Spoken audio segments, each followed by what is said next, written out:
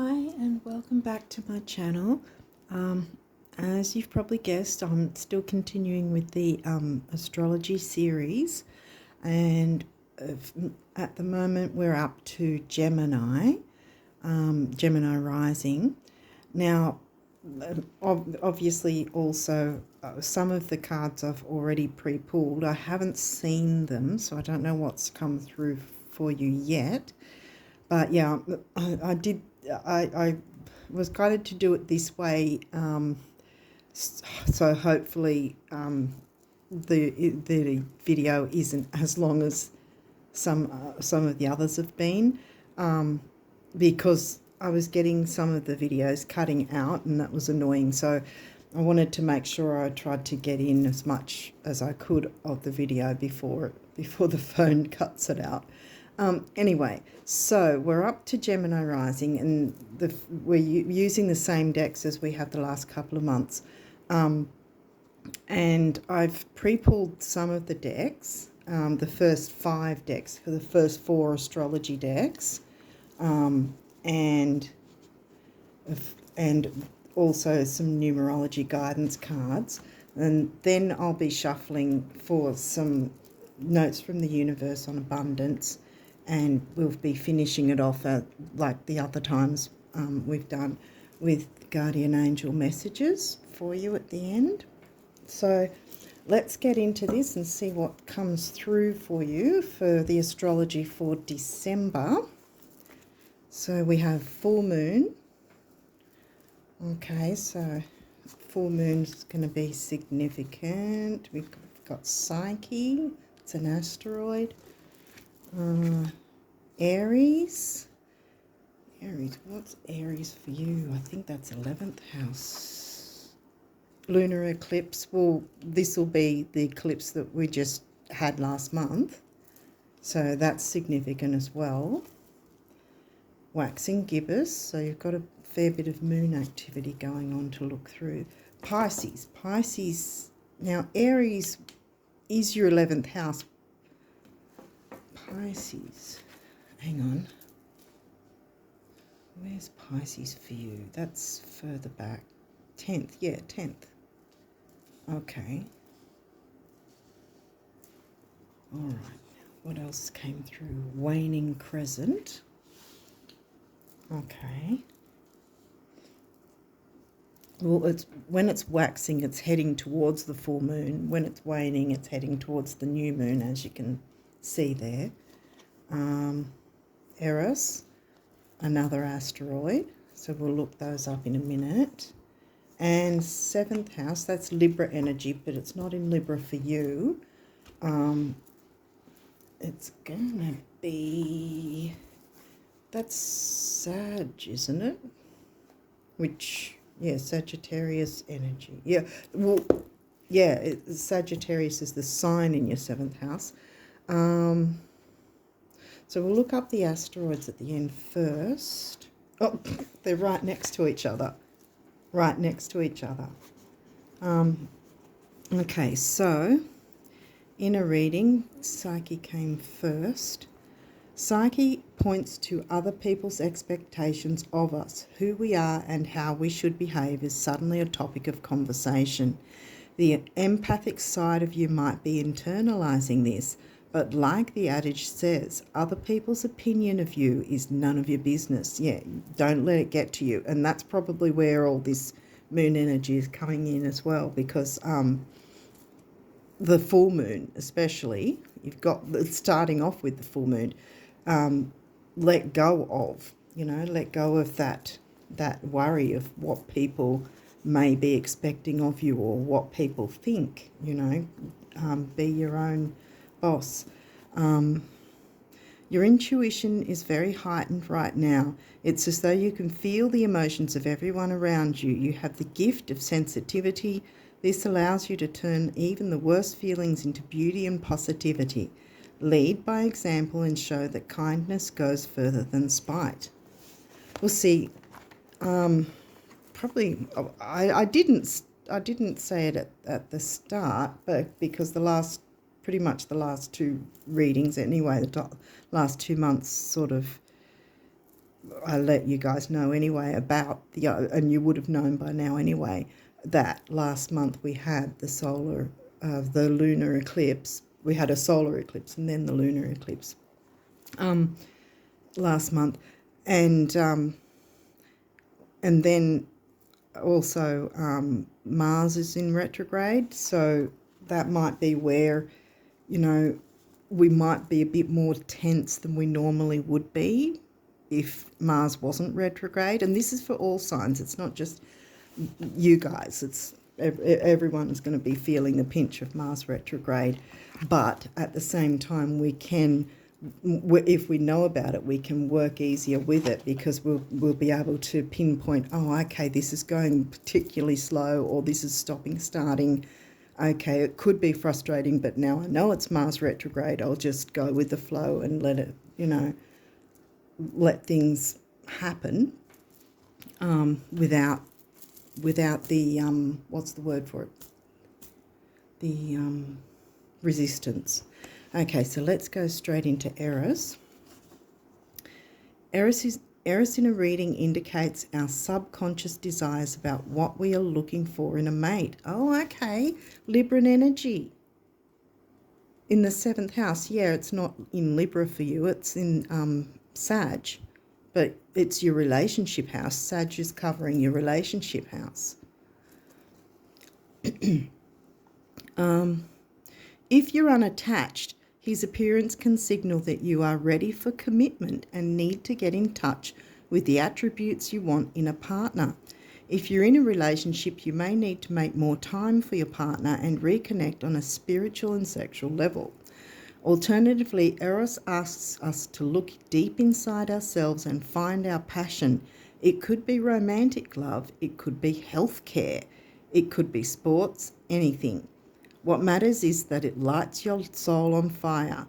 This asteroid wants us to realise our dreams, as they are what keeps us going.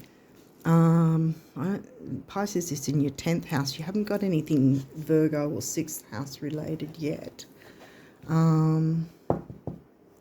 What else? We'll read the moon ones anyway. I'll give you a bit of an idea, but it's pretty much straightforward. Full moons are about letting go, releasing, as is a lunar eclipse, which is even more powerful than a regular full moon. Waxing gibbous is just before the full moon. So that you might that's around about 3 or 4 days before a full moon. So you might want to sort of make a note of that particular date and see what comes up for you there at that time frame, even if you don't particularly do moon work.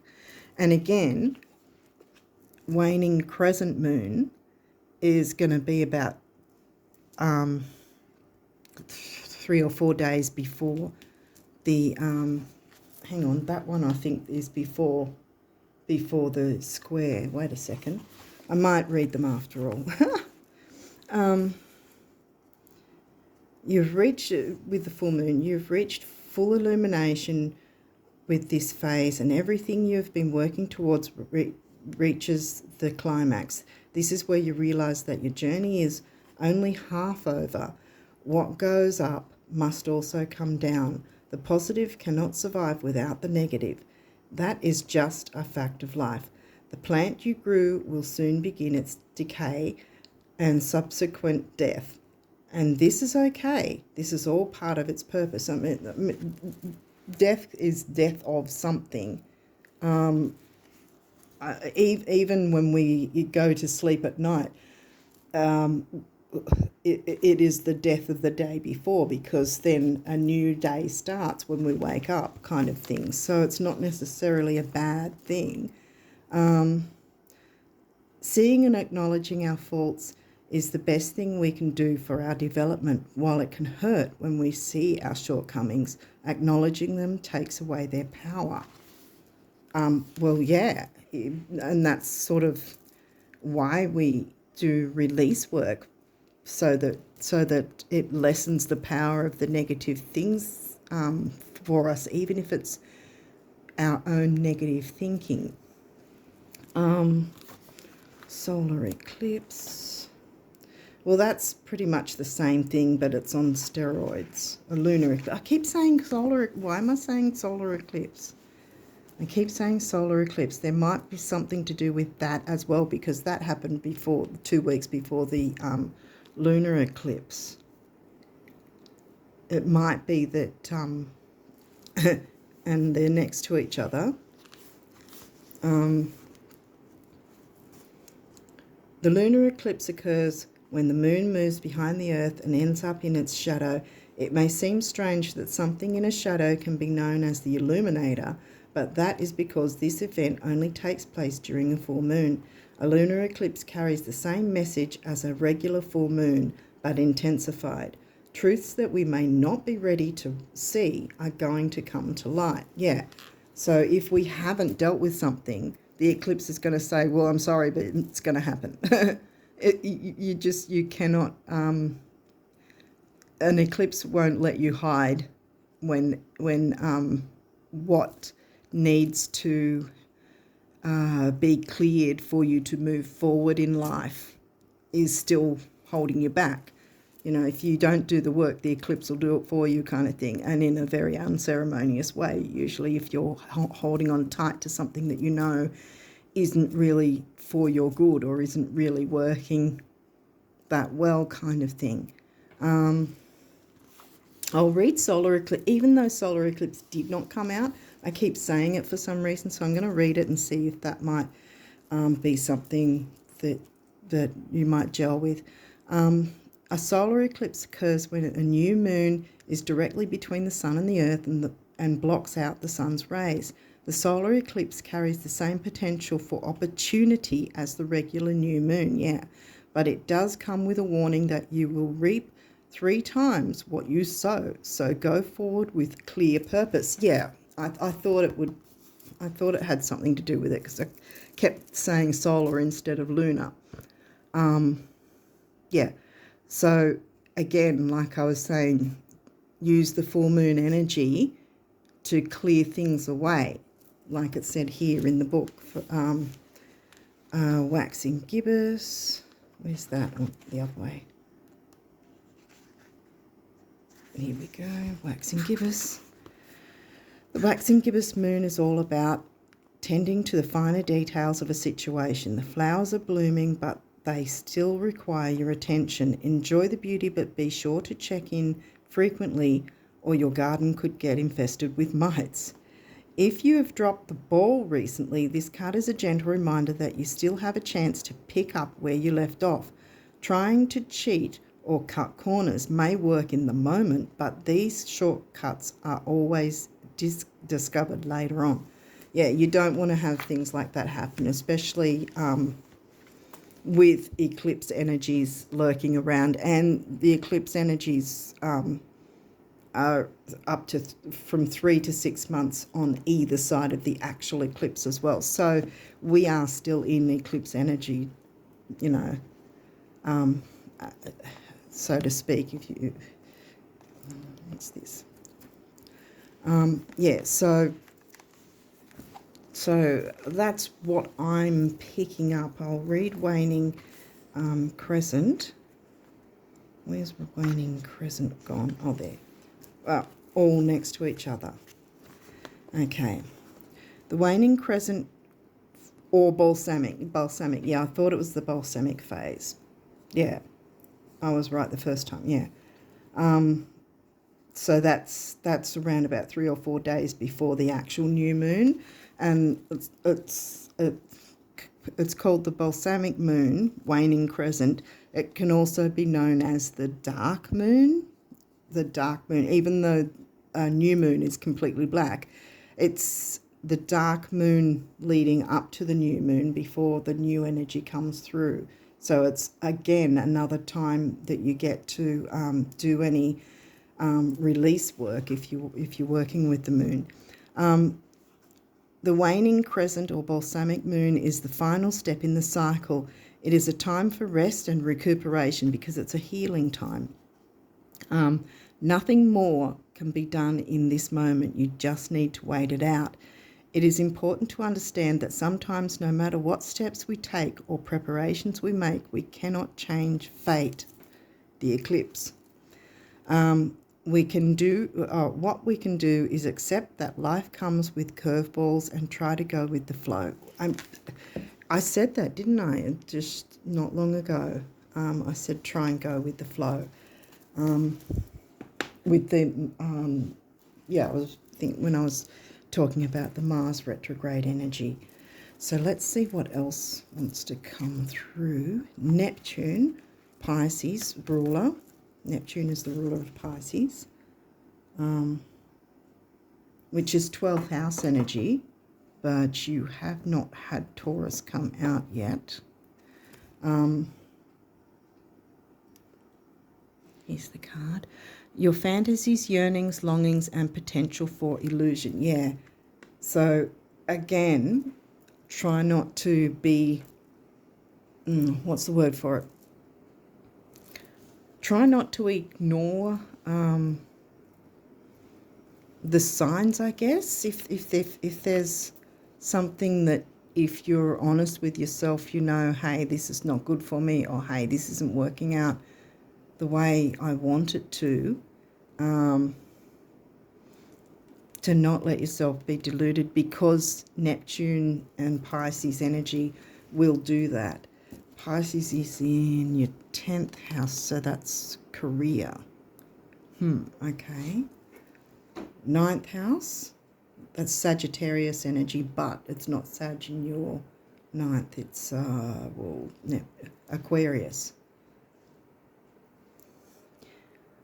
Broadening your horizons either spiritually, academically, or on a long journey. Yeah. Because that's about higher learning and travel, college, university, all that sort of thing as well. Where the opposite of that is the Gemini, early learning, early school, and siblings, neighbours, and things in close proximity, like, siblings, cousins, neighbours, all that sort of thing, whereas this is the wider world, the 9th house. Libra, where did we got? 7th house, but Libra isn't in your 7th house. This energy is diplomatic and gracious. It seeks harmony and balance in relationships. Yeah, you had something about relationships, didn't you? Was it Eris or Psyche? One of them was about relationships. You've got a few cards here. They might overlap each other. Sorry. Okay, what else have we got? 10th house. There, yeah, it's come through. Your career, Pisces, Neptune. Something to do with your career. Okay. Your achievements and status in the outside world. Yeah. Career is pretty much... your career, your focus, and your 10th house is in Pisces, so it'll have Pisces themes to it, but there's a thing about relationships as well coming in. We'll see what else comes through for you. Opposition, okay, that's an aspect, and it can be a difficult one. It can be a bit of a challenge, because it's literally, there we go.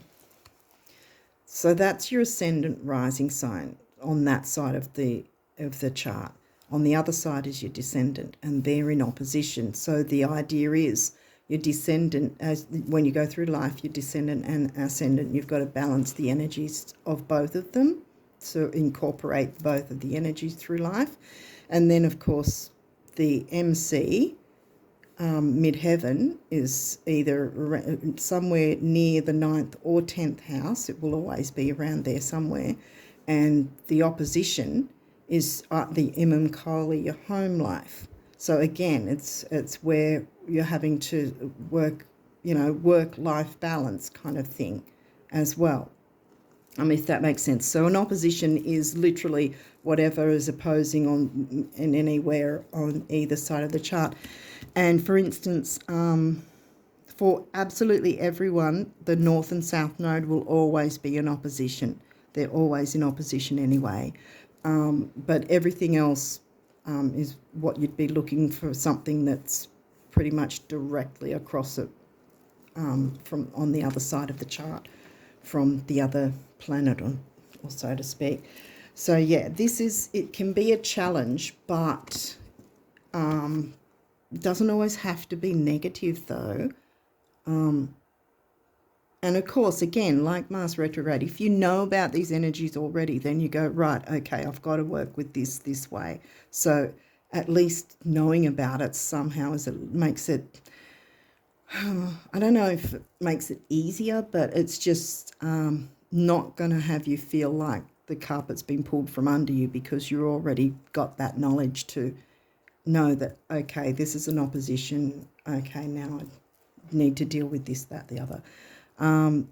You haven't had any planets come through yet, though, except Neptune, which is reiterating your 10th house Pisces.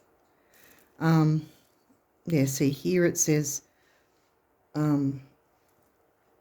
relates, mirrors, interacts, confronts, makes conscious, manifests, disciplines, conflicts with, tests, objectifies, calls out. All right, what else have we got here? Second house. Now, didn't I say something before about this second house? That's Cancerian energy. You haven't had anything Cancerian come out yet, but that might be something to take notice of too, because it could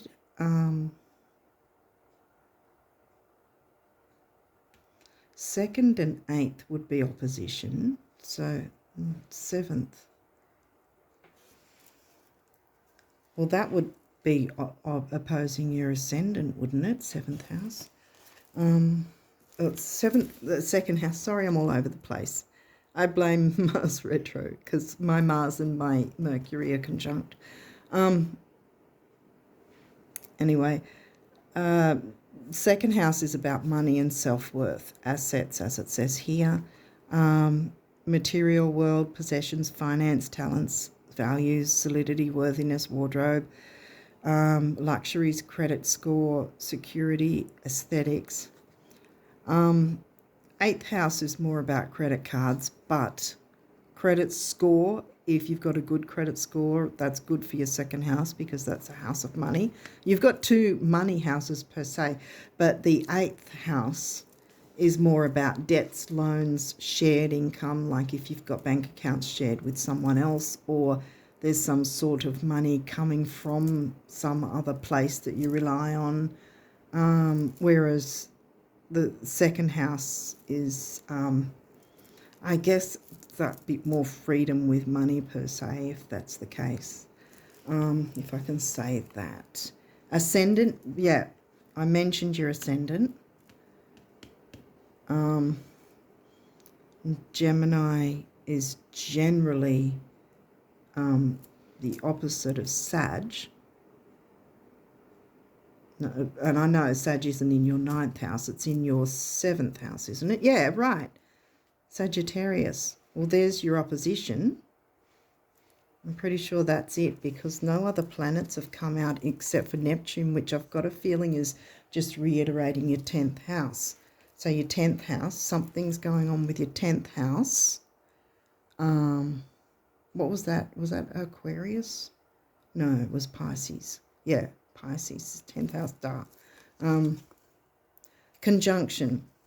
Again, conjunction, it's kind of hit or miss because it could be good or it could be difficult. Depends on what planets are conjunct. Because a conjunction is, in fact, like say you've got you've got the sections here of each house, and there's 12 sections. Well, if you see that there's a few planets, particularly like, well, this is your first house, second house, say there's a few, at least 3 planets in one section, that's a conjunction. And that will play into what the dynamics of how that house plays out for you, depending on what planets are in conjunction in that house at the time. at the time of your birth. So a conjunction can, as I said, can be positive or negative. Doesn't have to be negative all the time. Combines with, enhances, strengthens, joins forces, activates, intensifies, authorizes, allies with, concentrates, saturates, overrides, overwhelms. See, so there's the good and the bad kind of thing with it. Okay, so let's go. You've got a few cards that have come through. Ooh, midheaven is in reverse, so that's in the challenge position. In the guidebook, it's got challenges in reverse position, and gift is in the upright position. Oh, look, dignified. This will be the gift one. Debilitated. We'll see. It's in the challenge position, so it's probably going to be good because it's debilitated, discomfort. See, but it's in challenge position, so that's probably a good thing. Imam Kohli. That's your home life, like I said. Your roots, your family. 4th house, Cancerian energy. Scorpio in reverse. Got a few reversals here. 10th house is upright. Yep, something to do with your career for sure. Absolutely. It's come through way too many times to be ignored. And Pisces. Pisces has come through again, but this time it's in the challenge position. So I'll get onto these after I look in the book. Hang on a second. I'll pop them here for the minute and I'll have a look in the book for you. We've got the midheaven that came through first, and that's number 36. Midheaven. Like I said, the midheaven is at the top of the chart, either somewhere near the 9th or 10th house. It will always be somewhere near there, and it's about your career. And this is it upright, but you got it in the challenge position, so we'll read the challenge. Traditions, other people's expectations. Wasn't that Psyche, or was it Eris? Other people's expectations, or your family. Where were we? Family. Imam Kohli, Cancer energy, 4th house. Family history may be complementary to your idea of your own potential. Okay. Traditions, other people's expectations, or your family history may be complementary to your idea of your own potential, or they may be hurdles to overcome as you find your true path. Okay, well, that's not so bad because, yeah, it's an either or. This one's upright. So that's, and dignified, which is good, and debilitated is bad, but it's in the challenge position, so that I'm guessing will be easier. Okay, so we've got dignified, and this dignified and debilitated are when a planet is in a certain sign. I can't think of what.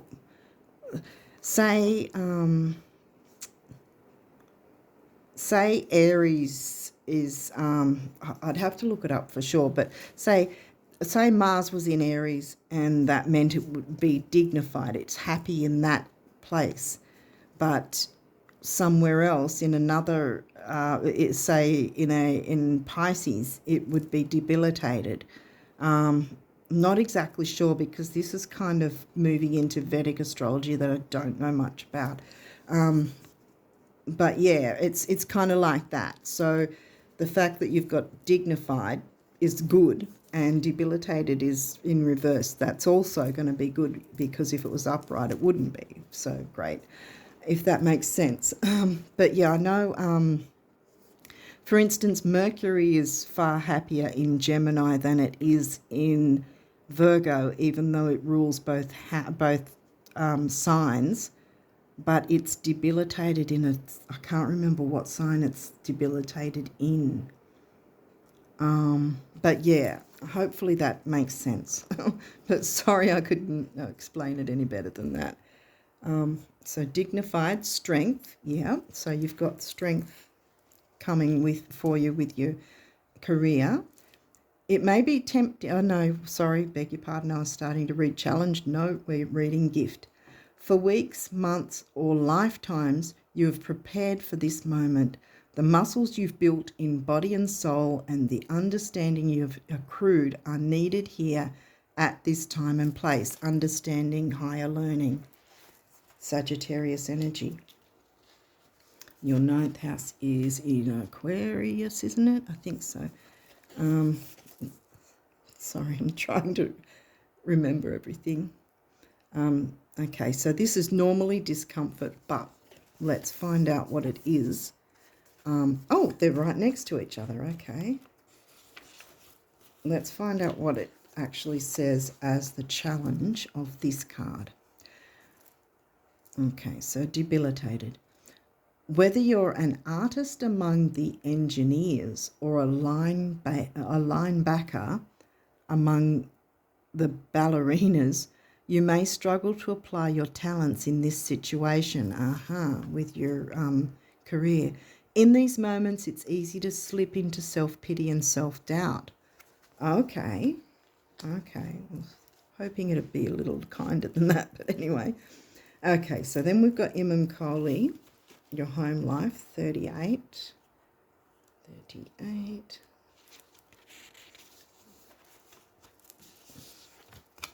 Now, again, this was in reverse, but I'll show you the picture of it upright. So we've got challenge, unconscious patterns release the patterns with the full moon energy. And like I said, we might have had the eclipse last month, but we've still got the energy now. Work with it if you're open to working with the moon and doing release work. I highly recommend it. Unconscious patterns from your personal history may underlie the situation and need excavation. Full moon will help you with that. The eclipse is powerful. So, boom. Scorpio. Now, Scorpio's in reverse. 8. And Scorpio energy governs the 8th house, but I don't think 8th house for you came through. Challenge. Did I show you up right? It's the Scorpion. Okay. Where's Scorpio? I think hang on. Did Virgo come through, or was I just chatting about it? Because I think Scorpio's in your 6th house, isn't it? Yeah, I think something came through about your health or something. Sorry, I'm trying to remember. Anyway, it's the challenge position. Question everything, including your own concerns. Jealousy and possessiveness drain your energy and waste time. Before triggering your defenses, Mars retrograde, we're all going to be feeling a bit anxious or defensive, frustrated because things aren't moving forward quick enough or smooth enough, or stopping completely or stopping and starting. You know, it's enough for anyone of any sign to get annoyed or frustrated, you know. Before triggering your defenses, the Scorpion's sting a tail, ask if that response will get you what you actually need. And it's right next to your roots, your family life, your home life, your needs. 48. We're over here somewhere. There we are, 10th house, and it's upright, so that's a good thing. 10th house, you've got your 10th house twice. Pisces, there's definitely something going on with your career. Because again, midheaven.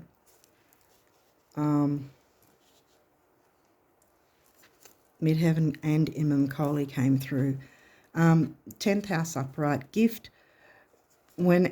Whenever you are in your evolution, it's time to take the next step up the mountain. Did we have a mountain picture? Well, this guy's a bit like that. He's on on the moon. Quite fitting because there's a lot of moon energy for you. It's It's time to take the next step up the mountain of leadership, empowerment, and accomplishment. Yes. Yeah. Don't be afraid to be a leader. Now we've got Pisces. This time this one came in reverse. Now we've got, of course, 12, the 12th sign. Pisces for you again is the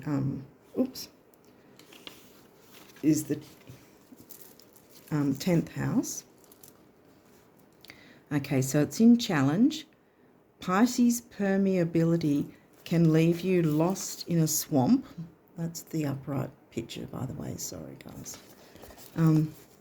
Yeah, so Pisces permeability can leave you lost in a swamp. What's the word? Amorphous. Wondering whether your sadness is your own or if it has been sponged up from your surroundings. Ooh, empathic energies. Taking on other people's energy, which is going to drain you. Might want to keep a lookout for energy vampires. If you pick up someone's sort of draining your energy, try and step away as soon as you can. Take a step back and let them do their own thing and you go on with yours. Yeah, sponged up from your surroundings. Empathise with others, but don't try to carry everyone else's pain for them and double the burden. Yeah. Yeah, exactly. You need to concentrate. You need to concentrate on your career. I think, you'll be looking at your career, balancing it with your home and family life, which in essence anyway, even though 7th house is about Libra relationship energy, it's in Sag for you. I think it will help if you can balance both your work and home life, but step up and be the leader. It said here somewhere, didn't it? Step up and be the leader in your career, which will give you, and if you release anything that's negative, even if you do moon work and you just write down on paper what upsets you've had or what is frustrating you, what's not working, then rip it up, throw it in the bin or burn it. I do burn mine. But yeah, so it's going to be that sort of, because it's kind of like a symbolic releasing of it. You're letting it go out to the ethers. You're no longer having to hold on to it because it's burnt away, it's gone kind of thing. And I think, if you do the release work, then you can be that bit freer to concentrate on being the leader in some way in your career life, balancing out home and family, which will balance out the relationships. Okay, let's see what messages you got for the numerology guidance cards. Creativity. Well, again, that can have to do with your career. Spiritual partnership. Okay, well, all the Pisces energy, no wonder there's a spiritual aspect about it. Perseverance. Yeah, still persevere, because even though we've got Mars retrograde, it doesn't mean everything comes to a screeching halt. It's just that we have to be more slower about it, more considered, more easygoing, like the Sagittarius energy. Anyway, if that makes sense. We'll jump straight in because I'm not entirely sure how long I've got on the video, and I don't want it to cut out like it was. That was the whole point of trying to save the time. But I seem to still keep talking. Anyway, so what messages for abundance for the Gemini risers for December of 2022, closing out the year? This one's speaking to me.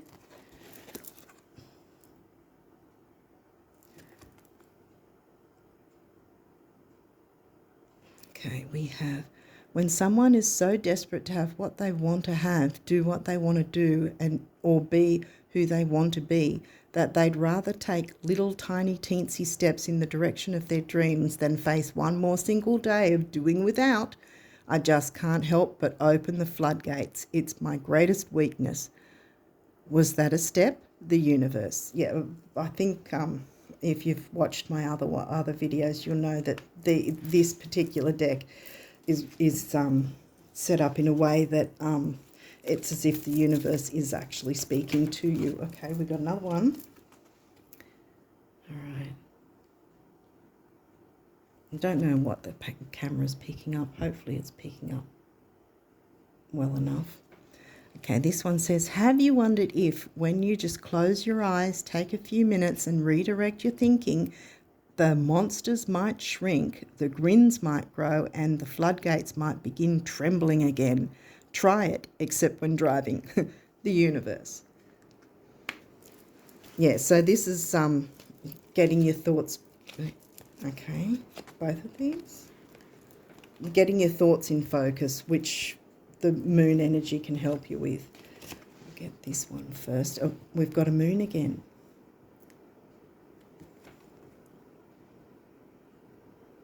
Okay.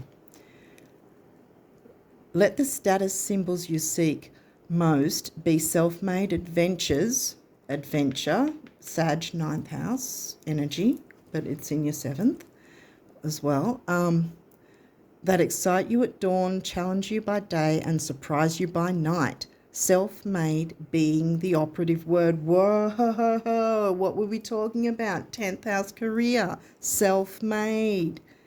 There's something in that, I think, for you Gemini risers. And then the universe says, creatorhood rocks the universe. Creator. I wonder if you haven't already, if there's something you want to create or be a creator of a channel, even on YouTube or something like that, if you've considered it but you're somehow afraid, maybe.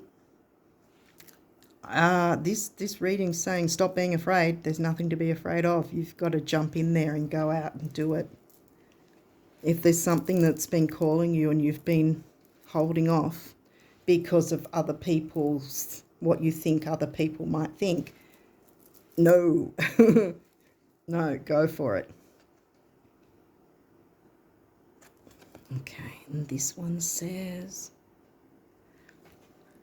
the best thing about every financial meltdown, global or otherwise, is learning whatever was lost can be recreated, exceeded, and made better than it was before. Hold on loosely, the universe. Yeah, so don't hang on tight to what was, because the eclipse is wanting to change things up for you, to bring in the new. Hopefully that makes sense, but yeah, I think there's big things coming for you with your career, which is probably something about self-made, doing your own thing. Wow. Oop. Didn't we get creativity twice? Honestly, you guys jump into that creativity, because you're going to be flying in December. In this month. It is December.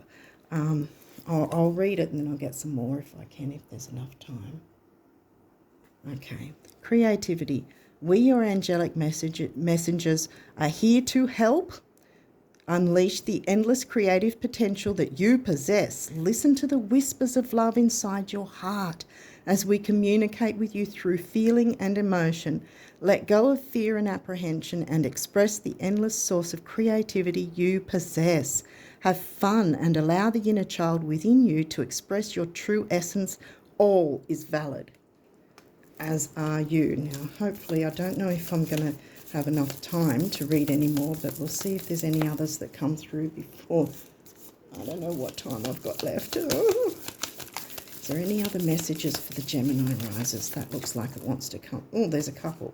Yes? Okay. We have guardian angel and prayer. Dear guardian angel, to you I pray, when I'm fearful, when I'm fearful, help me remember that only love is real. When I'm lost, help me find my way. When I'm confused, help me to regain clarity. When I feel lonely, help me feel your loving presence. Where I perceive chaos, help me to see order. Thank you. Yeah. So don't be afraid, and it might seem chaotic, but you need to step up and take the lead in your own life. Self-made. That keeps coming back at me. Creativity. Yeah. Guardian angel. All unfolds, trust. Trust. All unfolds in perfect timing. You are one with divine will. Focus only on love, and all you truly desire will manifest at the most perfect moment. Be patient. I, your guardian angel, am watching over you. Patience came in here somewhere before too, didn't it? Somewhere, I think it was this guy, wasn't it? Is there any other messages before we close up? Oh my goodness, yeah. Affirmation, expression, guilt. Okay, we'll hit with guilt first. You do not need another's approval. Back with Eris and Psyche again. You do not need another's approval to feel worthy of love, regardless of what you've done or what you think you've failed to do. From your soul's perspective, there's neither right nor wrong.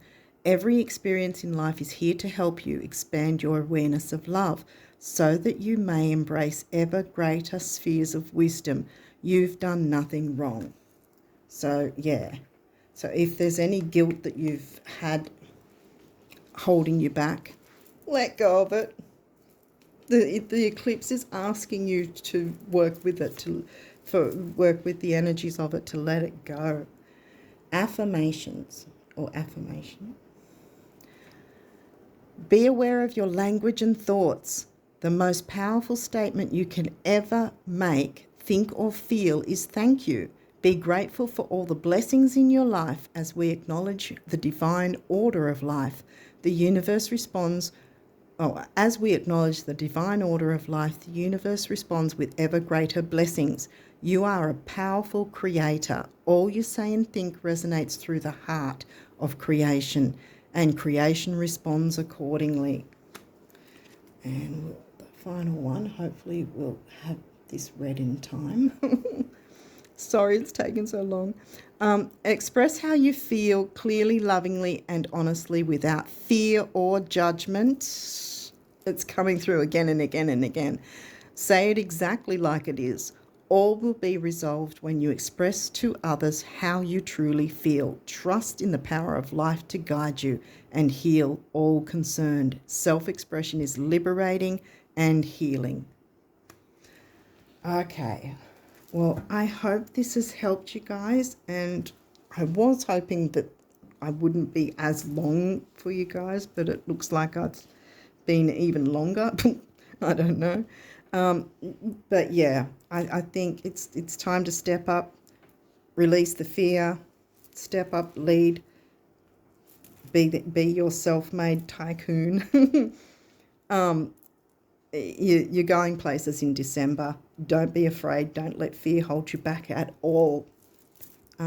So on that note, I wish you all the best for December. And if you